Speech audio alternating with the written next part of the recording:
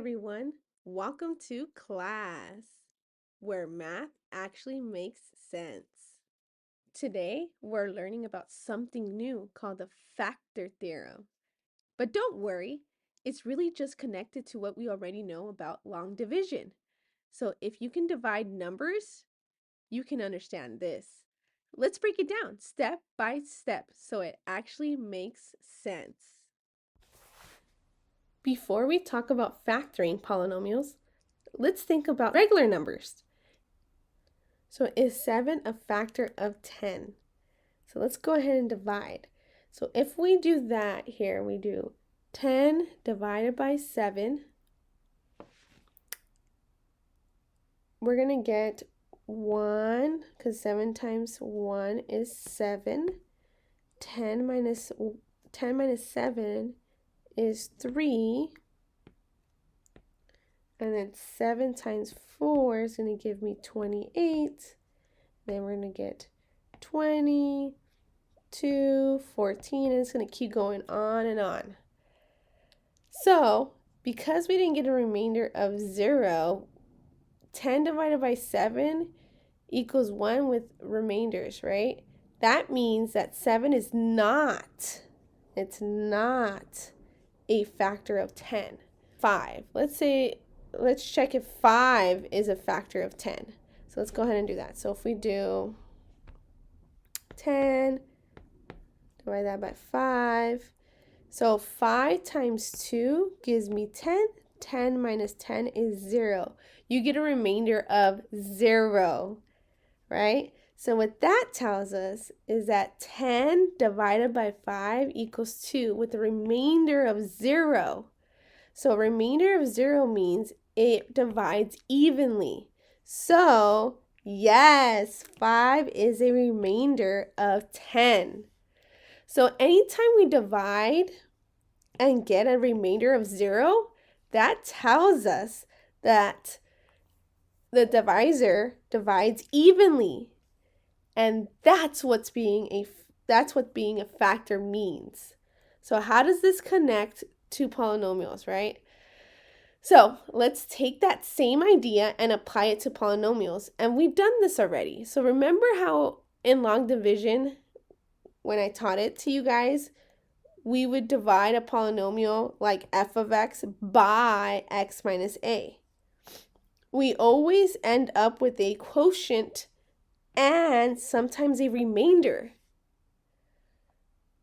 right? So from that lesson when we did long division, if the remainder was 0, that meant that f minus a divides evenly into the polynomial. So it was a factor of that polynomial. So let's see an example to refresh your memory. So here's this polynomial here, 2x squared plus 7x plus 6. And here is x plus 2. 2x squared plus 7x plus 6 and an x plus 2. So the first term we're looking at is 2x squared, and we're given x here. So what do I need to multiply x by to get 2x squared? So we're missing a 2 and another x, because x times x will give us x squared. So we also need an x. So 2x times x is going to give me 2x squared. 2x times 2 is going to give me 4x. But remember, before we can combine, we have to change the signs. So change the signs before you combine. So negative 2x squared, negative 4x. So this is going to give us 0. 7 minus 4 is going to give us 3x. And then we didn't use the 6, but we can't forget about it. So we're going to go ahead and drop the 6. Now, what do I need to multiply x by to get 3x? It's going to be 3. So 3 times x gives me 3x. 3 times 2 gives me 6. And remember, we have to change the signs before we combine. So it'll be negative 3x minus 6, which gives me 0. Gives me a remainder of 0, which is a perfect example of what we were just talking about. So what that tells us is x plus 2 is a factor of this polynomial because we got a remainder of 0. So let's see an example where the remainder is not 0. So if the remainder is not 0 at the very end, then that tells us that it's not a factor. So we have x plus 1 here. We're going to go ahead and check that out and see what we get as a remainder. And see if x plus 1 is a factor of 3x squared minus 2x plus 4. So we're going to go ahead and divide. We're going to do long division. So we have 3x squared and an x. What do I need to multiply x by to get 3x squared? Well, we need a 3 and an x, because x times x is going to give me that x squared. X up here, so 3x times x gives me 3x squared. 3x times 1 gives me 3x. But remember, we got to change the signs before we combine. So this is going to be negative, and this is going to be a negative 3x when we multiply 3x up here. This gives me 0. Negative 2 plus negative 3 is going to give me negative 5x. Drop the 4. So what do we need to multiply x by to get negative 5x? And that's going to be negative 5. So I'm going to do negative 5. Negative 5 times x is negative 5x. Negative 5 times 1 is going to give me negative 5. But remember, we got to change the signs before we combine. So negative 5 times x is going to be positive 5x because we're going to change the sign. Negative 5 times 1 is negative 5, but we got to change the sign so it becomes positive 5. So now this becomes 0, and we are left with a remainder of 9.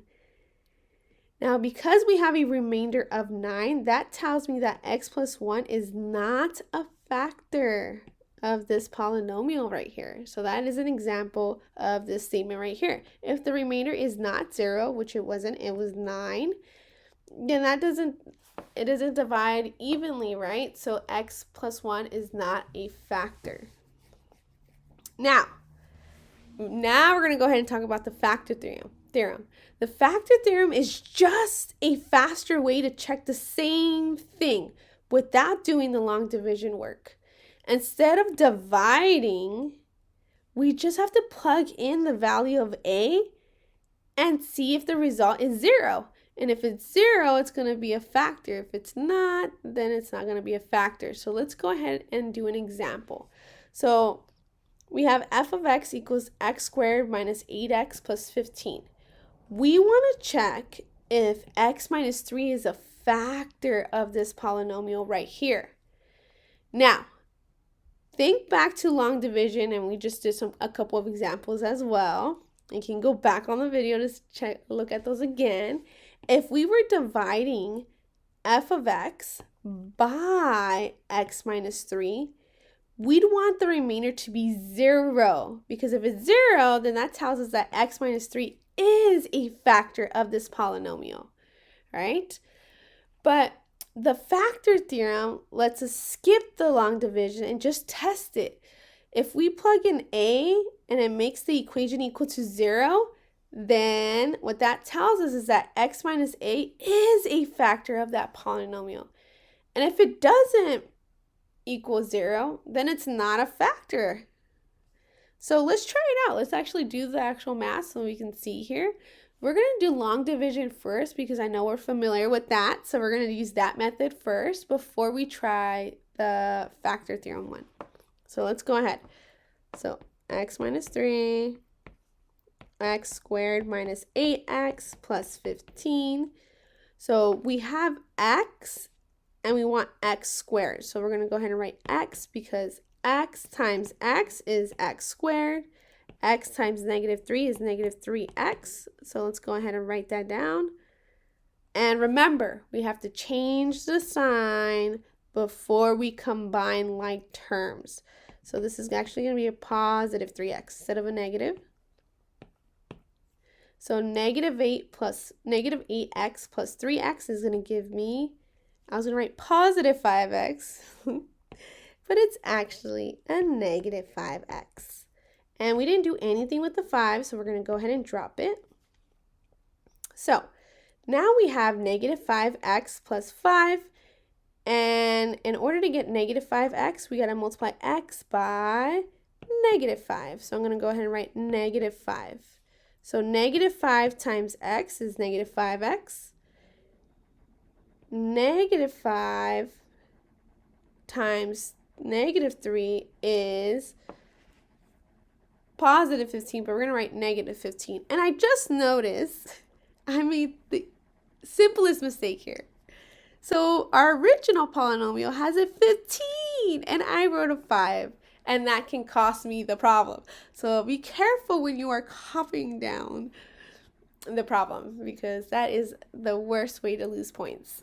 So we drop down a 15, right? Here, negative 5 times x is going to give me negative 5x, but we're going to make it positive because we have to change the signs before we combine.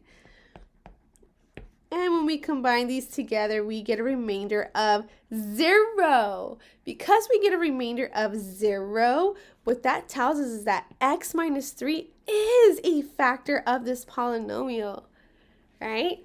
So now that we know that this is a factor of this polynomial, we know what we're going to get when we use the factor theorem, right? So when we do the factor theorem, what you want to do is you want to focus on that x minus 3 and set it equal to 0. And you're going to solve for x and plug that back into the polynomial. And if it gives us 0, then we're good. It's a factor. If it doesn't, then it's not a factor here. So x minus 3 equals 0. We're going to solve for x. So we're going to add 3 to both sides. And x is going to give me 3. Once I know what x is, we can go ahead and plug that back into the polynomial. So our polynomial was f of x equals x squared minus 8x plus 15. But we're going to let x equal 3. So these x's here are going to be replaced by a 3. So let me go ahead and replace the x with a 3. F of 3 equals 3 squared minus 8 times 3 plus 15. And then we just solve from here. So f of 3 equals 3 squared. 3 squared is just 3 times 3, which is going to give me 9. Then we're going to go ahead and do negative 8 times 3, which is going to give me negative 24. And then we have plus 15. So we're going to go ahead and do 9 minus 24, which is going to give me negative 15. And then we're going to drop the 15 down. And negative 15 plus 15 is just 0. So f of 3 equals 0. And we knew that was going to happen because we just did the long division for that. And we knew we had to get 0, right? Because it is a factor. So now because f of 3 equals 0, what that tells us is x minus 3 is a factor of this polynomial right here. So that's the factor theorem. So that means that x minus 3 is a factor, and when we divided using long division, the remainder was 0, too, right? Which I just said. So again, let's just look at the rules when it comes to the factor theorem. So if f of a, so a is whatever you're testing out, right, equals 0, then x minus a is a factor of the polynomial. But if f of a didn't equal 0, any number besides 0, then x minus a is not a factor. So let's try another example. So here's example number 2. So we have x plus 2, and we want to know if x plus 2 is a factor of this polynomial right here. And we're just going to use the factor theorem. We're not going to do long division. So x plus 2 equals 0 minus 2 to both sides, and x is equal to negative 2. Now that I know that x is equal to negative 2, I'm going to replace all the x's on my polynomial here, my polynomial function, with a negative 2. So I'm going to do f of negative 2 equals negative 2 squared minus 3 times negative 2 plus 4. Now I'm just going to do the math. So negative 2 squared is negative 2 times negative 2, which is 4. Negative 3 times negative 2 is positive 6. And then plus 4. And then we're going to go ahead and combine everything there. And 6 plus 4 is going to give me 10. And then we're going to add 4 to that. So it's going to be 14.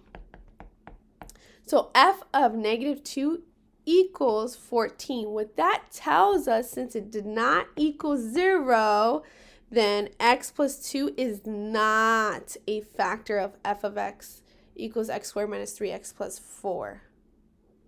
Yep, it's not going to be a factor. Factor theorem is really a shortcut for long division.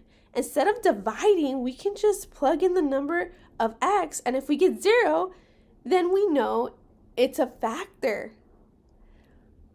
So remember, if f of a equals 0, then x minus a is a factor.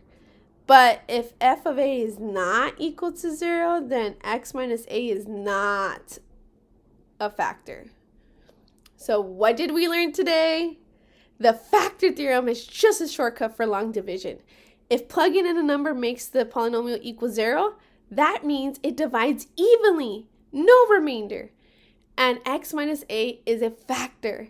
Just like 5 divides into 10 perfectly, a factor like x minus 3 divides into a polynomial perfectly when f of 3 equals 0. Pretty cool, right? In our next video, we'll use the same idea to find a missing coefficient in a polynomial, basically solving for the number that makes the remainder equal 0. That's it for today's lesson. If this video helped you understand the factor theorem a little better, go ahead and hit the like button. It really helps this channel grow so I can keep making more math videos for you. Don't forget to subscribe so you never miss a new lesson. And drop a comment below telling me what topic you want me to break down next. I love hearing what you need help with. This channel is for you.